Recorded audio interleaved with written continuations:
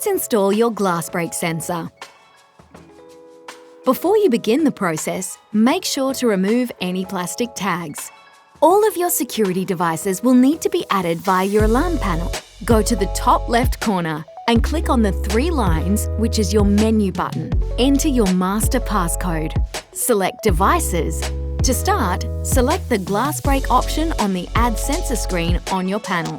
You'll need to trigger the sensor by pressing the Test button on the front side of the casing. The panel will announce the name of the sensor. Choose the location in your home the sensor will be installed at. To mount your glass break sensor, remove the backing from the adhesive strip.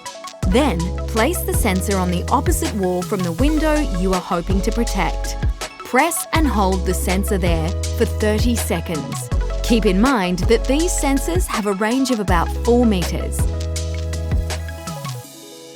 If you have any other questions, you can visit us at adtsecurity.com.au or contact our customer support team on 131 238.